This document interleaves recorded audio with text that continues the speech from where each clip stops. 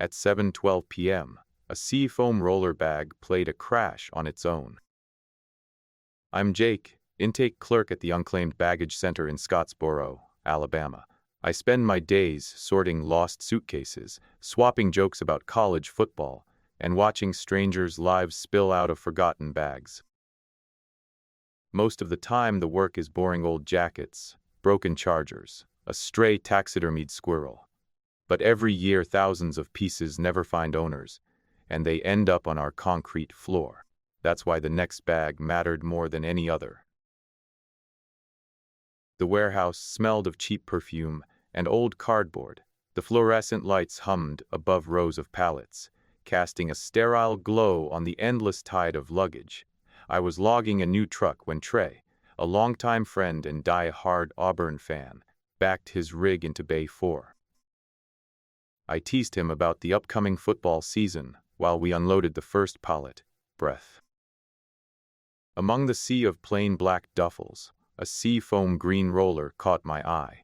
It was a kid's bag, the kind kids plaster with cartoon stickers, but this one looked like it had survived a hurricane. Deep gouges scarred one side, and rust-stained wheels clung to the plastic like old scabs. I cut the busted zipper with the box cutter, pried the seam open, and found the usual: a cheap unicorn-themed camera, a stuffed toy, a pair of pajamas, a notebook. I pressed the power button. The screen flickered to life with a grainy photo of a smiling little girl, gap-toothed, her eyes bright. The next image was a couple in a car, the mother annoyed, the father staring ahead. More pictures followed: a shoe, a billboard, the roof of a sedan, until a shot of an airport terminal appeared. The girl stood beside a sedan, a unicorn backpack slung over her shoulder, the glass walls of the terminal looming behind her. A voice off camera said, "Cheese." It was Brian, the new guy, goofing around with his phone. Breath. I scrolled forward. The next photos traced the family's journey. Ticket counter, departure board, a grumpy TSA agent, the gate where a screen read, United 702, Orlando. The flight number made my stomach tighten. I remembered the news: United Flight 702, the crash that killed 238, a sudden engine failure over Nashville. My pulse raced. Flight 702, the one that crashed? Brian asked, his eyes widening. Yeah, I whispered, the one that never landed. But it gets worse. I searched the camera's memory for more pictures. Instead of a still, a video file blinked at the edge of the list. I tapped play. The camera pointed out the window as the plane rolled down the runway, the engines humming. The little girl's voice giggled. Whoa! The camera swung to the seats beside her. Her dad winked. Hold onto your butt. The girl laughed, her eyes sparkling with excitement. Breathed. The video cut to the lavatory. She waved at herself in the mirror, then pressed the flush button. The sound of rushing water was oddly loud, and she giggled again. My hands trembled as I watched. Breath. And then the next clip showed the galley. A flight attendant with red lipstick stood in the jump seat, a paper towel clutched in her fist. Are you okay? The girl asked. The attendant forced a smile. Just a little air sickness. She offered chocolate milk. The girl nodded. The camera zoomed in on the carton, and the attendant handed it over. Breath. The camera lingered on the milk. A thin line of blood traced from the attendant's nostril down to her mouth. She didn't notice. Your nose, the girl said. The attendant touched her face, her fingers coming away crimson. She pressed a napkin to the cut and hurried back down the aisle, eyes darting. Your breath catches. The footage jumped back to the cabin. Passengers stared at screens, the cabin lights flickered, and the captain's voice crackled over the intercom. If you look out the left side, you'll see the Cumberland River. The girl moved down the aisle, camera bobbing, heading toward the galley curtain. The flight attendant's feet vanished behind it. The girl's tiny hand pulled the curtain aside, nothing but empty space, a silent galley, a pool of dark blood on the floor. Breath. The camera tilted upward. The attendant was no longer in her seat. She clung to the aircraft's hull, her back arched, eyes black, pits staring directly into the lens. Blood pooled at the corners of her mouth. She turned her head slowly, as if feeling the viewer's gaze.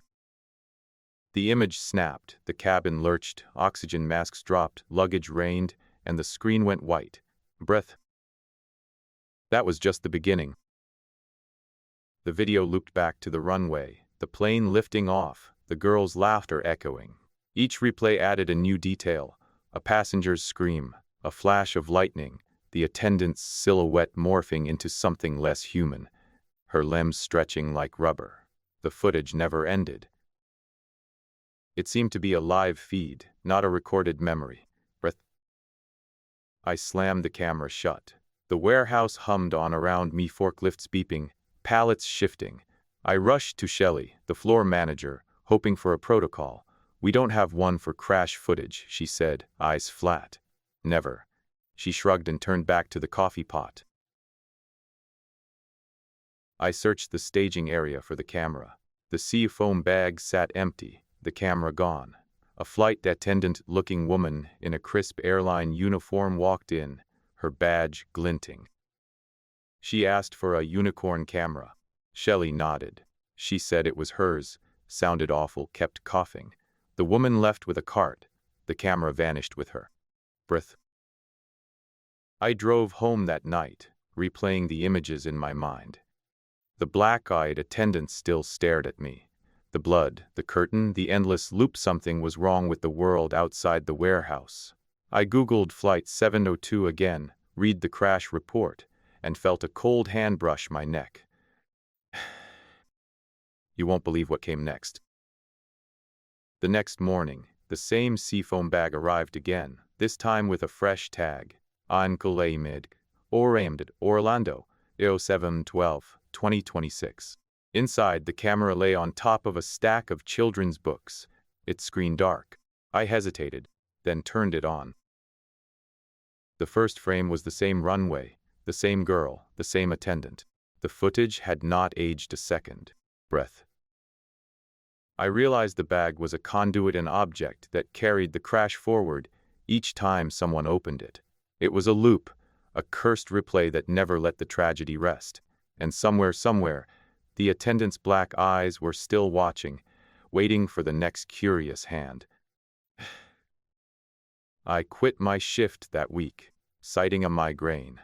I told Shelley I needed a day off, but the truth was I couldn't stay near a bag that showed dead people's final moments. I left the warehouse, drove to a bar, and tried to drown the images with beer. In the morning, I returned to find the bag gone, the camera missing, and the floor empty of any trace. Some coworkers swear they hear a faint click when they pass Bay 4, as if a shutter is still snapping. A few have reported finding tiny unicorn stickers on their phones, identical to the one on the bag. The story spreads through the town like a whispered warning. People who have seen the footage say they feel a cold stare when they look up at the sky, especially over Nashville. The unanswered question lingers. Does the camera record the crash, or does it create it each time it's opened? What do you think really happened? Leave your theory in the comments. If you crave more nighttime chills like this one, check out Audible's horror collection 30 days free, perfect for listening in the dark. The titles there will make tonight's nightmare feel tame. Breath. Subscribe for a new nightmare delivered every week, and keep the lights on. What do you think was really captured in that camera? Tag someone who'd never sleep again, and save this so you don't forget it. Breath.